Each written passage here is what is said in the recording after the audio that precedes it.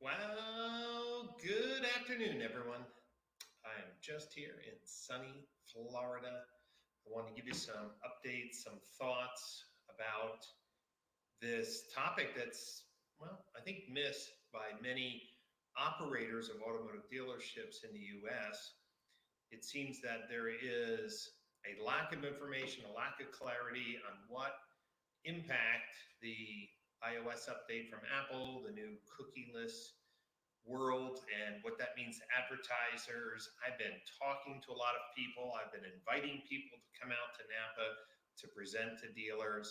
I want to talk to you about what the future of marketing is going to look like, some thought starters, and then absolutely get some questions from you. So if you would like to say hello, go ahead, give me some comments there, and I will acknowledge you in the live stream.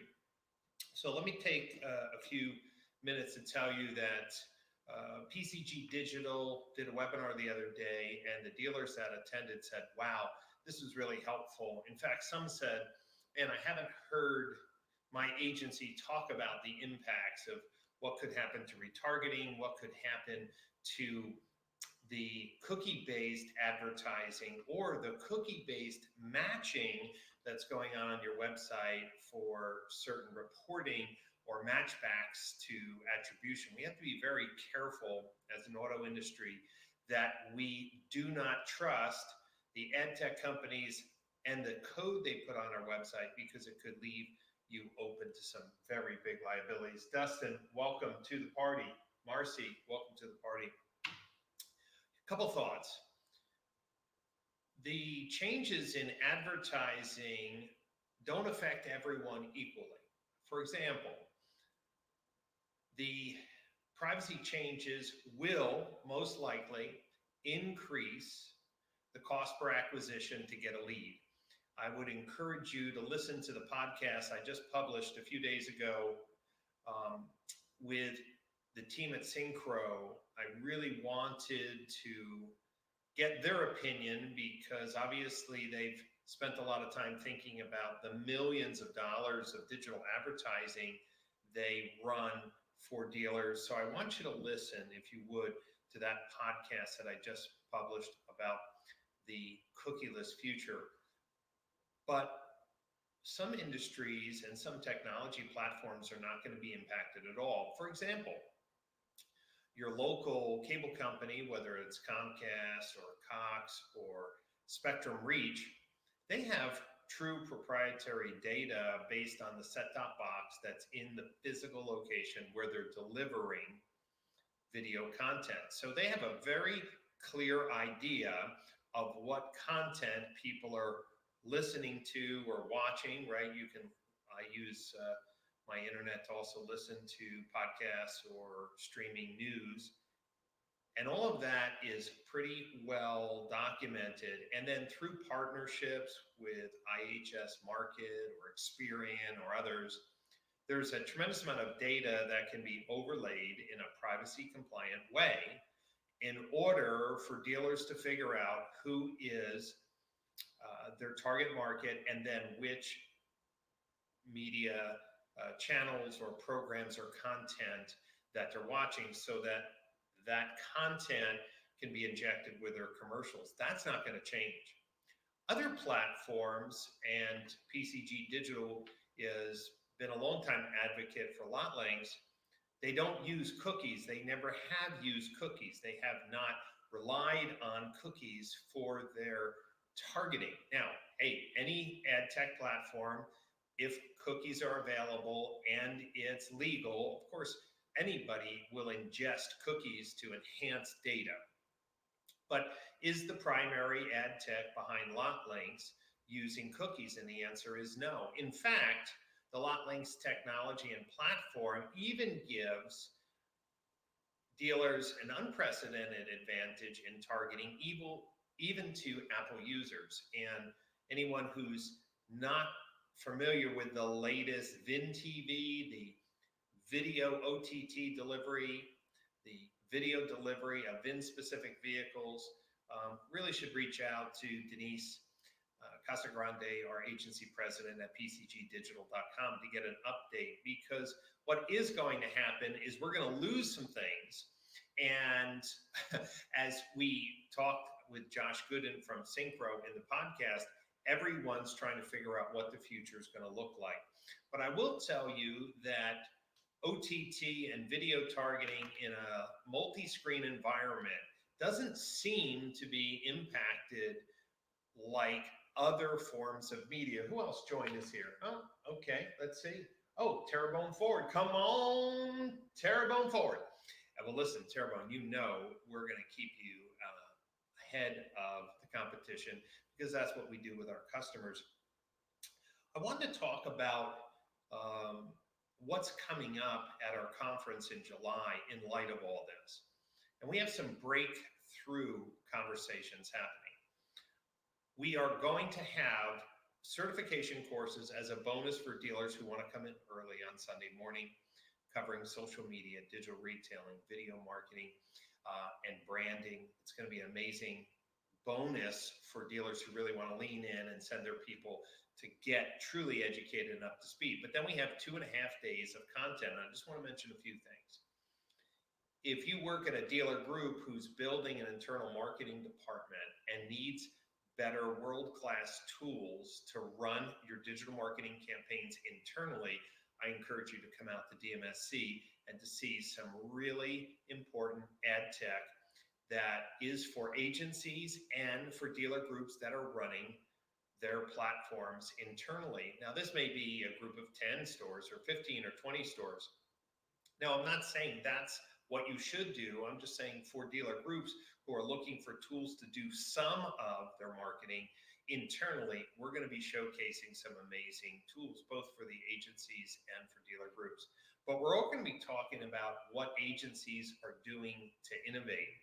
And this is super important because there's a tremendous gap now that's opening up between dealers who are in the know and dealers who are not in the know, agencies who are in the know and agencies who are not in the know. For example, and I wrote about this, is that because digital retailing tools for the most case use code injection or iframes, Facebook traffic to the dealer's website that converts through a digital retailing lead form is basically invisible, just like an iframe was invisible years ago. But there's some solutions coming, and we need to understand what those solutions look like. We also need to do more with the data that's on our website. I was having a great conversation with Tom Kerr from Affinitive today about a dealer group where we work together on, we tag team this, and we had some amazing breakthroughs in measurement of website engagement, which buttons they were clicking, how to optimize the shopping experience from an amazing strategy to create a data view that answers some of the questions of how many buttons should we have? What's the order of the buttons? What should the buttons say to increase engagement with digital retailing? Is anybody getting excited? How many times, let's see who else, Tony, welcome. How many times have you visited a dealer's website? And I'm just doing an audit preparation for tomorrow morning. But here's a dealer, like many other dealers, that have 8 CTA buttons. It may be check availability, and then a Capital One button, and then a buy now button, and apply for financing, and value your trade. And then below that is another value my trade, another credit application, another form that says schedule a test drive, another form that says ask me a question, and then maybe some popovers. And I'm like, what's your sales process? Like, what do you want a consumer to do? Like, just guess, or do you have an online sales process? We're going to talk about that DMSC because there's some breakthroughs on what those buttons should be called to increase engagement. How about a study and some information that will be released that increased the click-through rate and engagement of digital retailing tools by 35%? Well, this is why the Digital Marketing Strategies Conference is so important, because marketing channels are going to change and strategies will change. Measurement has to change. Website design and merchandising has to change. Communication strategies have to change. We're going to be sharing some first market research on the power of messaging, not chat. I'm talking about messaging now, where the conversation continues, that consumers post-pandemic are embracing mobile payments, are embracing businesses that will transact through messaging, are embracing more e-commerce in a conversational way. And what is your dealership doing? You have a button that says schedule service, and instead of having a conversation, it puts them into this iframe form and probably has a less than 10% form completion rate. Things have to change. We're going to be talking about a big SEM study that I'm doing. We're really gathering data from the largest Google agencies in automotive. Let's see who else joined us here. Oh, a LinkedIn juice. How many CTAs should there be? That's a good question. I don't think there should be more than 4. Let me put it that way. I don't think there should be more than 4. And there's reasons why I even have 4. Some people say, well, Brian, when you go to an e-commerce site, it has checkout, effectively, or add to cart and then checkout. And even though that may seem a perfect analogy for car dealers, it's not, because the transaction is never happening really online. More than 5 to 8% of all transactions may be using a digital retailing tool. The majority of those transactions are happening in the dealership still. But the consumer's coming to that page for different reasons. They may fall in love with the car and just want to know what their trade's worth. They may fall in love with the car and want to see what their payment is. There's some different things. And they may fall in love with the car and have questions. Meaning, it's not like, hey, this is a lens for my Blackmagic camera. I know it's a good lens. It's the focal length that I want.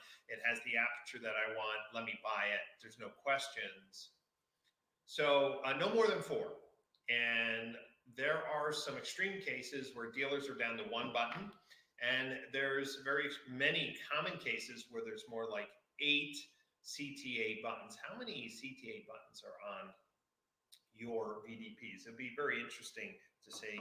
But when we get back to this SEM study, a dealer asked me to look at their Google ad spending, and I made a comment about the mobile ad extension. And we're going to talk about this at DMSC. Google tells you that when you run local ads for mobile devices, you should always have the mobile ad extension on. And I'm going to challenge that playbook with data. You see, when you buy Nissan dealer near me, Nissan dealer, Nissan dealership, or you buy your own name, and you put the mobile ad extension in, over 80% of those phone calls are for service, not for sales. Remember, 97% of all ad dollars spent on Google in automotive retail are for sales, not for service, meaning dedicated service campaigns is less than 5% of the dealer's total Google ad spend. Yet, the phone calls that are generated from Google Ads campaigns, over 80% of those phone calls are for service or parts. Now, why is this happening? It's because when you put that mobile ad extension in an ad, people will click on the first thing they see if it means calling a dealership. If you turn off the mobile ad extension, here's what happens. The consumer will scroll down, the Google My Business listing will be there, and that phone call's for free. Now, someone says, well, it doesn't cost that much. Okay, I'm going to have to disagree with you again. Yes, buying your dealership name anywhere from $1.50 to $2.50. But buying Nissan dealer near me, or Nissan dealers, or Nissan dealership, or the word Nissan, guess what? Those can be $4, $5, $6 depending on the OEM brand. Why would you burn up your variable ops budget with fixed ops if you had the data to back it up? Now, let me explain why this agency just touted the Google playbook. Is because no one's listening to outcomes. They're listening to conversions. They don't care what the conversion is because they're not running your business. I'm trying to help dealers run their business. You see, if you count conversions, yes, adding the Google phone extension increases conversion, which makes the agency look fantastic. but those dollars are coming out of the variable ops budget, not out of the fixed ops budget. You say, well, branding, Brian, branding should be for everyone.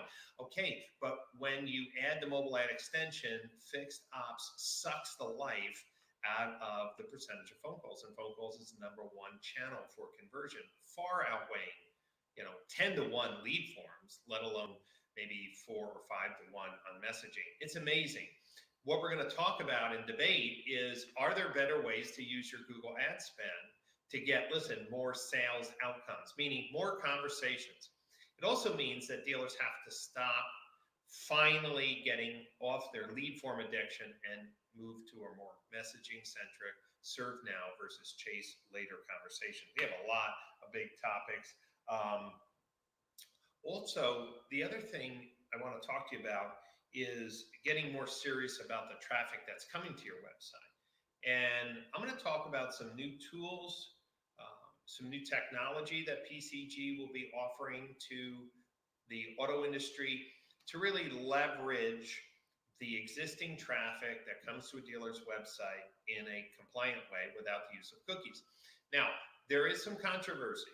There are many good companies in the auto industry that are using anonymous pixel tracking to do a reverse lookup of consumer data. And remember, I shared the survey, and I'll share it, the final survey at DMSC. Consumers hate it, but dealers love it. Why? Well, there are a couple ways to skin the cat. Some companies are giving dealers the email addresses and phone numbers to call people, or, well, what I want to call it, shoot themselves in the head. Others are doing some smart things. They're not giving that data to the dealer because they know the dealer would not properly use it, but they're using that to build smarter ad targeting audiences behind the scenes, meaning you've seen this pop up. Do you want to share your location with this dealer? Now, many consumers, I think, say yes to that because they think it has to do with the prices that they're going to show. But what they don't know, and this is what upset consumers in the survey, is that they didn't know what they were basically saying is you can do a reverse lookup of where I am and where I'm located in my device ID to reverse match me to open source data, so my anonymous visit is no longer anonymous. They don't like that. Dealers have to ask themselves, is that okay? When you put that code on your website, I just want to be very clear that that's what you're allowing the tech companies to do. But let's just say you like that. Well, what you're going to hear at DMSC, that anonymous decryption and matching to consumers PII can really help video targeting, and it can really help ad targeting. Well, no joke. Of course it does. If you know 30, 40, 50% of the anonymous people who came to your website down to a physical address or even a tight zip code, man, that could really improve your video targeting strategies with cable companies. It could dramatically improve your targeting with direct mail and other transactionable media sources. There's a lot going on. Okay. Heather, thank you. So,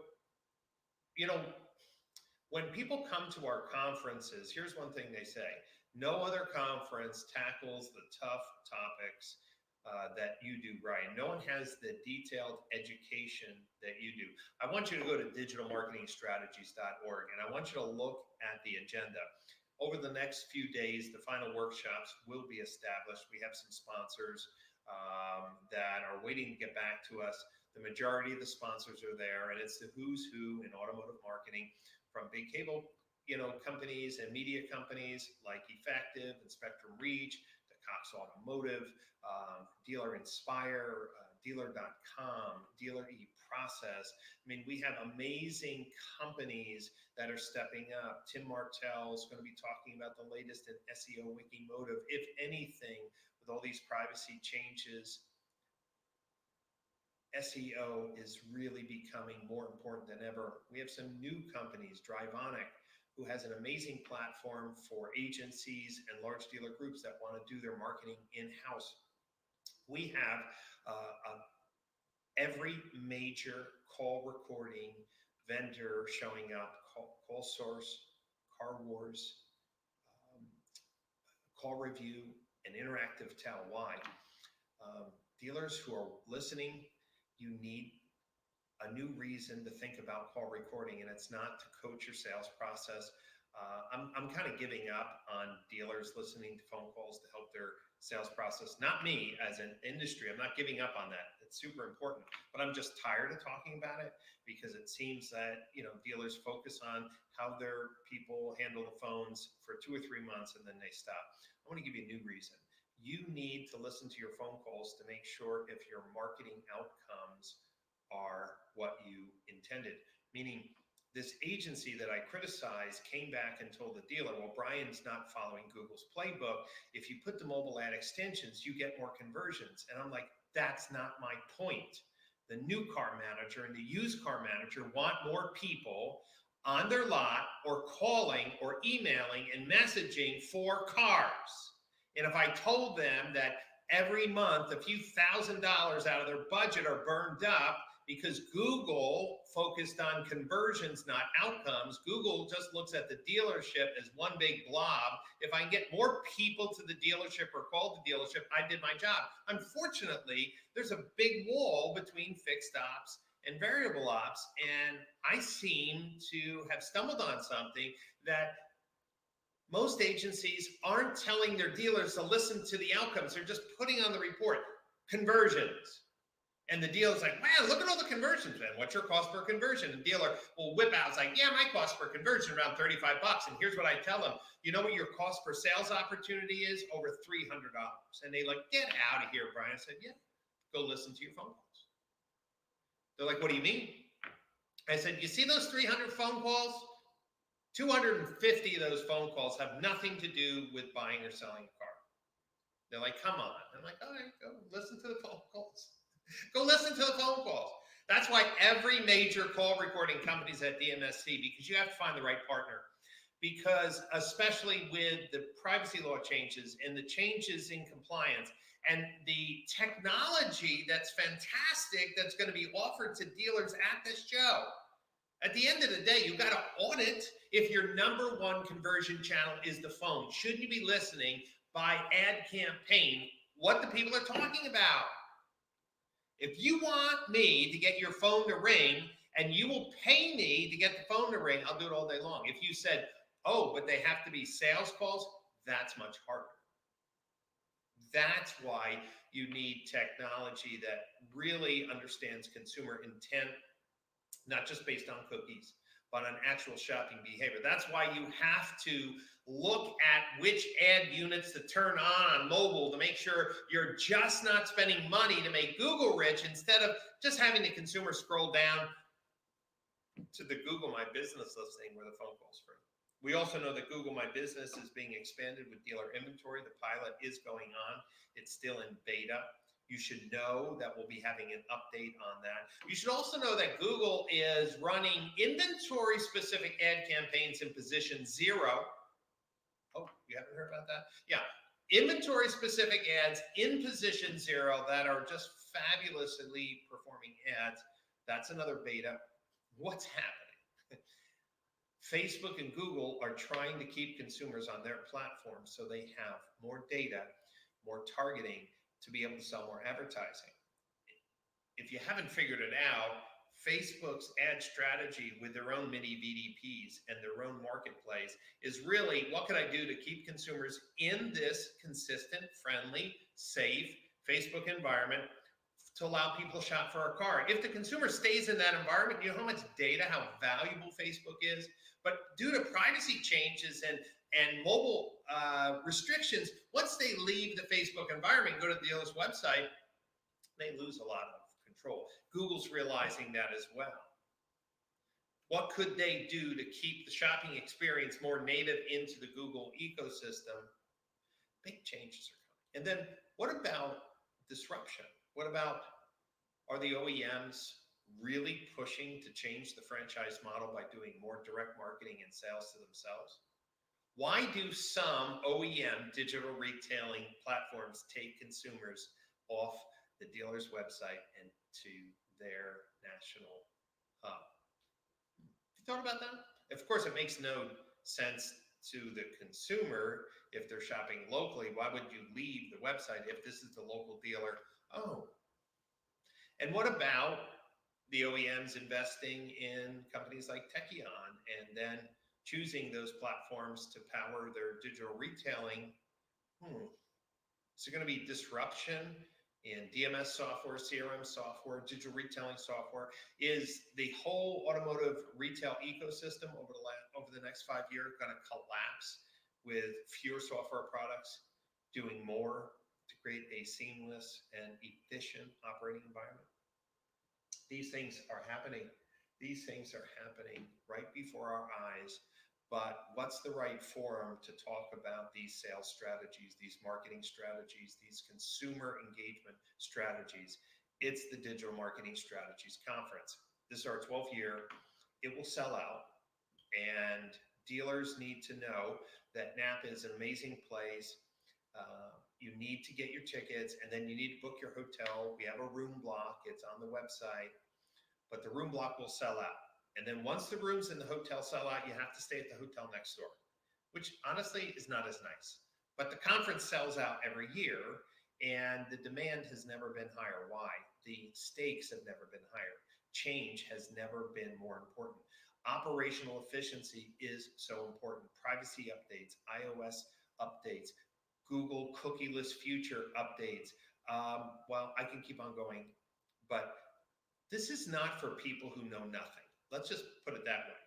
This is for dealers who want to be the best retailer.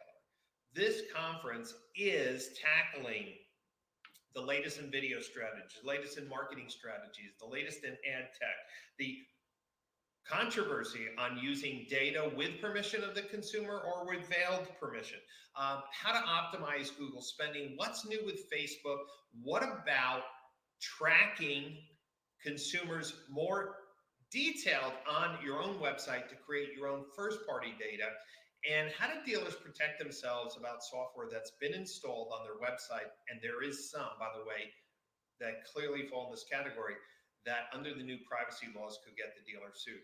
I believe in the next year, a lot of dealerships are going to be sued over privacy violations because their vendor installed software on their websites, and they said this is the dealer's first-party data when in many cases it's not.